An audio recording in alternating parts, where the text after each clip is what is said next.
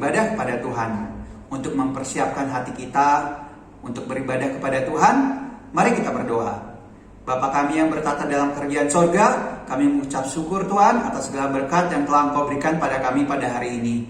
Terima kasih atas hari indah yang telah Engkau berikan pada kami pada hari ini Tuhan. Tuhan, saat ini kami akan beribadah, beri kami hikmat agar kami dapat beribadah kepadamu dengan baik. Terima kasih banyak Tuhan.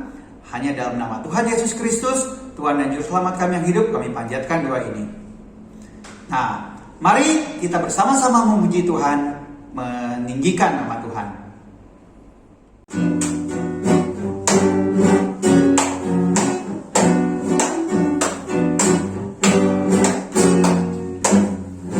Meskipun musuh di depanku, rintangan menghadang langkahku, ku tahu sungguh Engkau bersamaku.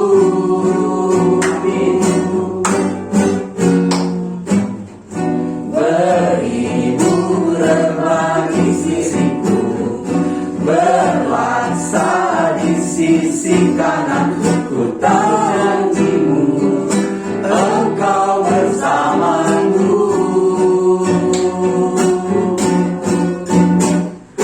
Takkan pernah goyah keyakinanku pada dirimu, Yesus Tuhanku. Tiada yang seperti dirimu, Kaulah kuatku, kebanggaanku, gunung batu dan keselamatanku, kuat tanganmu, perlindunganku, Kaulah Allah sumber kemenanganku. Amin. Katakan lebih lagi. Meskipun musuh di depanku, rintangan menghadang langkahku, ku tahu sungguh Engkau bersamaku. Amin. Berhiburlah di kiriku, berlaksa di sisi kananku, ku tahu janjimu Engkau bersamaku. Takkan pernah goyah, takkan pernah goyah keyakinanku pada dirimu, Yesus Tuhanku. Tiada yang seperti dirimu, Kaulah kuatku, kebanggaanku, gunung batu dan keselamatanku, kuat tanganmu, perlindunganku, Kaulah Allah sumber kemenangan, Kaulah kuatku, kebanggaanku, gunung batu dan keselamatanku, kuat tanganmu, perlindunganku, Kaulah Allah sumber kemenanganku, sumber kemenanganku, sumber kemenangan, Kaulah kuatku.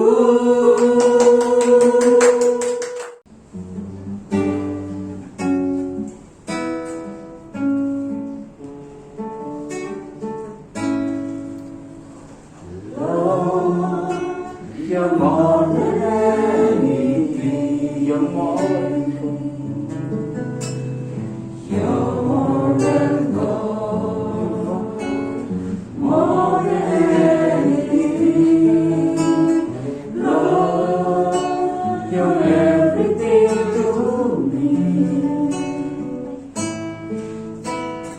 I will never let you go, never ever let you go. Lord, you're more than anything. Lord, you're more than anything. Oh, segalanya Tuhan.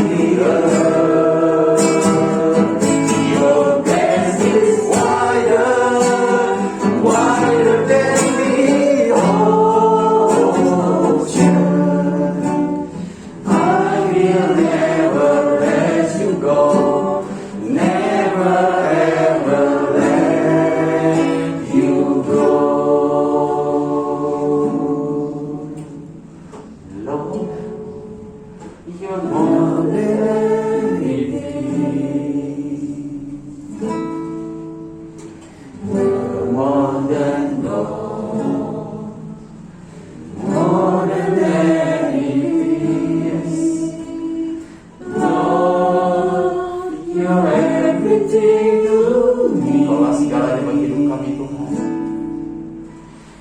I will never let you go, never ever let you go. Say yes, your love is higher, higher than the heaven. Your mercy is deeper, deeper than the earth. Your grace is wider. Your grace is wider, wider than the ocean. I will never let you go, never ever let you go. Your love is higher, higher than the heaven. Your mercy is deeper, deeper than the earth.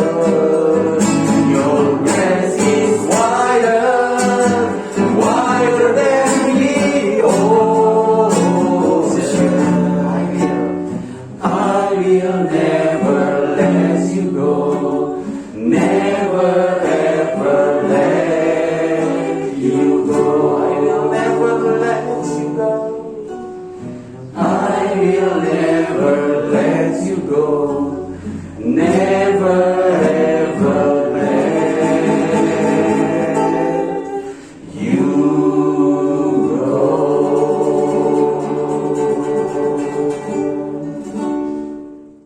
Shalom anak-anak, selamat siang. Baik, siang hari ini kita akan belajar tentang membangun diri saya. Mari kita berdoa. Terima kasih Tuhan Yesus untuk siang hari ini kami diajar oleh Tuhan melalui Roh Kudus-Mu untuk mengikuti teladan dari firman Tuhan. Berkati Tuhan firman Tuhan ini, dalam nama Yesus Kristus kami berdoa. Amin. Sekali lagi, Shalom. Hari ini kita akan belajar membangun diri saya. Nah, tokoh yang akan kita pelajari adalah Daniel. Ya, saya bacakan Daniel pasal 1 ayat 5 sampai 8. Dan raja menetapkan bagi mereka pelabur setiap hari dari santapan raja dan dari anggur yang biasa diminumnya. Mereka harus dididik selama 3 tahun dan sesudah itu mereka harus bekerja pada raja. Di antara mereka itu ada juga beberapa orang Yehuda, yakni Daniel, Hananya, Misael, dan Azaria. Pemimpin pegawai istana itu memberi nama lain kepada mereka. Daniel dinamainya Belsazar, Hananya dinamainya Sadra, Misael dinamainya Mesa, dan Azaria dinamainya Abednego. Daniel berketetapan untuk tidak menajiskan dirinya dengan santapan raja dan dengan anggur yang biasa diminum raja. Dimintanyalah kepada pemimpin pegawai istana raja supaya ia tak usah menajiskan dirinya. Daniel pasal 6 ayat 10-11.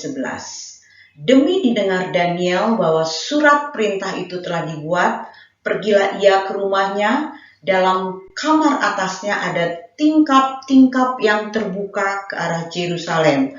3 kali sehari Daniel berlutut, berdoa serta memuji Allahnya, seperti yang biasa dilakukannya. Lalu orang-orang itu bergegas-gegas masuk dan mendapati Daniel sedang berdoa dan memohon kepada Allahnya. Anak-anak, Daniel diperkirakan ketika dia melamar kerja untuk bekerja di istana, usia dia adalah 17 tahun. Dan pendidikan yang dilakukan di istana raja ini sekitar 3 tahun. Daniel hijrah dari Yehuda, ya. Jadi dia suku dari Yehuda. Dia pergi ke tempat asing yang dimana tempat itu tidak percaya kepada Allah. Tapi di sini kita bisa belajar ya, gaya hidup anak muda yang harus kalian teladani. Daniel anak muda, kalian juga anak muda. Kita akan bicara tentang ada 3 K yang akan kita teladani dari Daniel. Nah, K pertama, Daniel memperhatikan dan mengamati baik-baik kebiasaan dirinya. Jadi Daniel melihat dirinya. Ya. Jadi dia melihat kebiasaannya dan Daniel menjaga dirinya untuk tidak cemar. Ya. Kenapa dia bisa melakukan itu? Karena Daniel punya kebiasaan untuk berdialog dengan Tuhan. Kebiasaan untuk memuji Tuhan. Kebiasaan untuk menyerahkan dirinya dikuasai oleh Roh Tuhan. Pertanyaannya, apakah anak-anak mau takluk kepada kebiasaan yang baik atau mau takluk kepada kebiasaan yang buruk? Nah, ini pertanyaan yang kalian menjawab. Alkitab di dalam 1 Korintus 15 ayat 33 mengatakan, jangan kamu sesat, kebiasaan yang buruk itu akan merusak kebiasaan yang baik. Dalam 1 Petrus 2 ayat 19 disimpulkan, sebab kamu jadi budak dari siapa yang jadi kebiasaan. Jadi kalau kita terus-menerus melakukan itu tanpa kita sadari, itu menjadi kebiasaan kita. Jadi kalau biasa kita takluk kepada kebiasaan buruk, maka kita menjadi buruk. Kalau kita takluk kepada kebiasaan yang baik, maka kita menjadi baik, menjadi sehat. Ya. Oke. Kebiasaan menurut Wikipedia adalah suatu perilaku rutin yang dilakukan. Ya. Jadi cenderung terjadi secara tidak sadar. Ya. Karena terlalu sering, maka otomatis kita melakukannya tanpa berpikir. Ya. Misalnya, ada nih anak-anak muda, ketika orang tuanya memberi nasihat, langsung membantah orang tuanya. Bersungut-sungut, melawan, bahkan keluar kata-kata yang kasar. Terus kita mengatakan, enggak sengaja mah, enggak sengaja pak. Ya, karena kebiasaan yang kalian bawa di pergaulan yang buruk itu, sehingga kalian tanpa disadari melakukan itu kepada orang tua. Kalau itu masih dilakukan, ayo berubahlah. Ambillah kesempatan untuk melakukan, untuk berkomitmen menjadi anak-anak yang punya kebiasaan yang baik. Ya. Nah, seharusnya kita memperhatikan baik-baik apa yang kita lakukan, ya. Renungkan, lalu, oh iya, kebiasaan saya ini tidak baik. Tinggalkan, minta pertolongan Roh Kudus. Ya. Seorang ahli mengatakan seluruh hidup kita adalah sekumpulan kebiasaan. Ketika kita bangun pagi, apa yang kita lakukan? Coba renungkan. Apa yang kalian lakukan ketika bangun pagi? Berdoakah? Memuji Tuhankah? Atau melakukan aktivitas yang lain? Ya, hanya kalian yang bisa menjawab. Atau apa yang kalian lakukan ketika mau tidur? Nontonkah? Bersungut-sungutkah? Atau asal-asalan? Yang penting aku tidur. Tanpa melakukan doa, membaca Alkitab. Hanya kalian yang bisa menjawab. Jadi, tanpa kita sadari, seluruh aspek hidup kita itu adalah kumpulan dari kebiasaan-kebiasaan kita. Makanya Daniel jadi anak muda yang hebat dan dipakai Tuhan luar biasa. Karena Daniel sungguh-sungguh memperhatikan kebiasaan-kebiasaan hidupnya. Apa yang dia lakukan. Jadi, perhatikanlah baik-baik kebiasaanmu anak-anak. Ya. Kalau ada hal-hal yang tidak baik dalam kebiasaanmu sehari-hari, tinggalkan.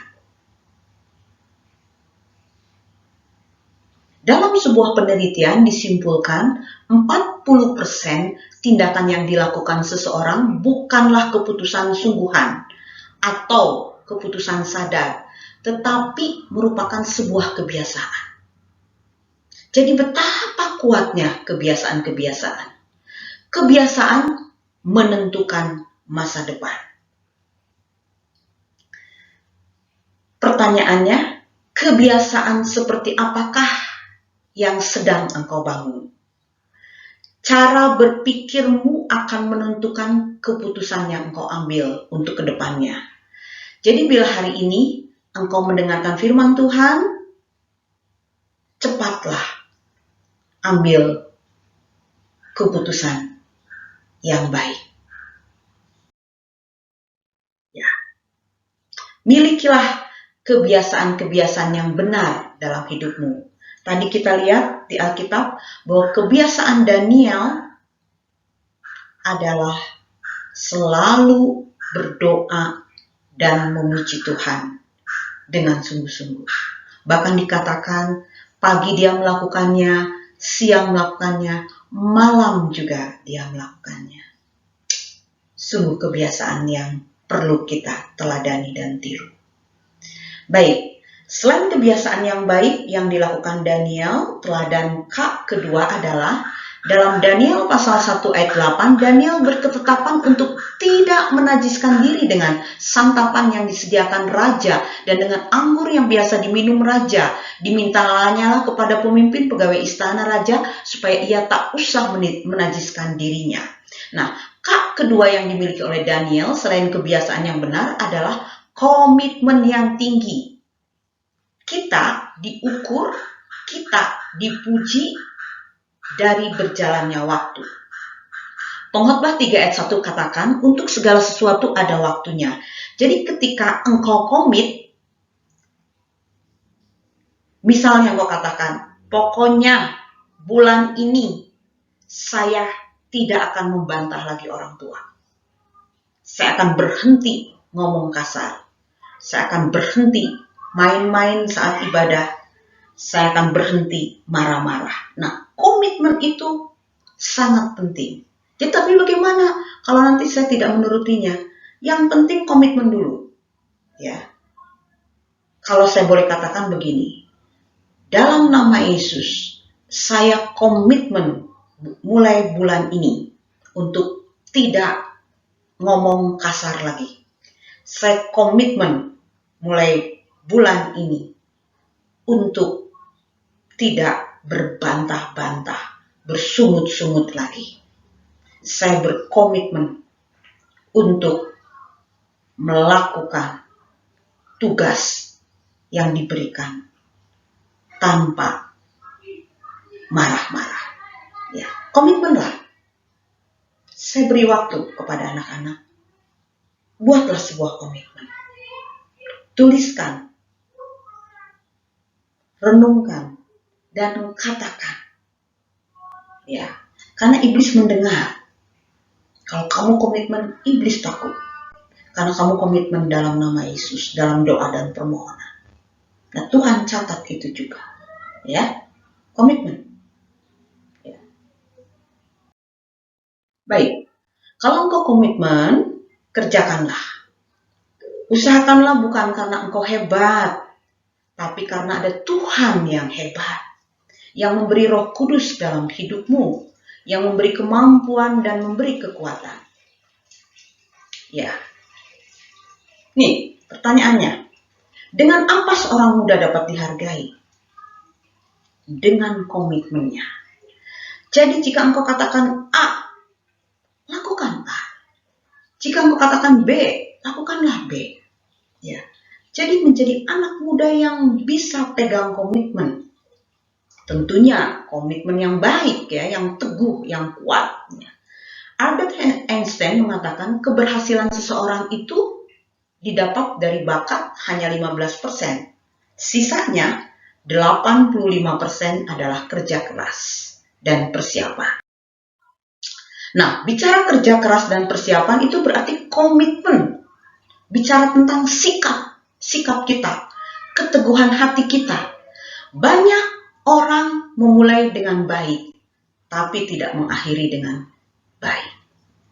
Jadi, punyalah daya juang yang tinggi dan tidak mudah menyerah. Tuhan menginginkan anak-anak Tuhan berhasil seperti Daniel. Ya, kalau Daniel bisa, pasti engkau sebagai anak-anak Tuhan yang percaya kepada Tuhan Yesus pasti bisa juga. Nah, asal punya kebiasaan yang baik, punya komitmen yang teguh. Ya. Dalam pasal 6 ayat 1-4, Daniel betul-betul mengambil keputusan untuk bekerja di istana sebagai orang kepercayaan dan dia tidak mau merugikan raja. Keren komitmen Daniel ya. Daniel setia ya, dikatakan di sini, dan tidak terdapat kesalahan. Kok bisa seperti itu?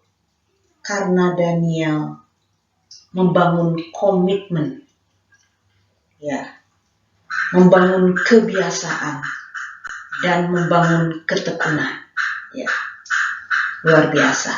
Dan akhirnya Tuhan yang mempromosikan. Anak-anak yang Ibu kasihi,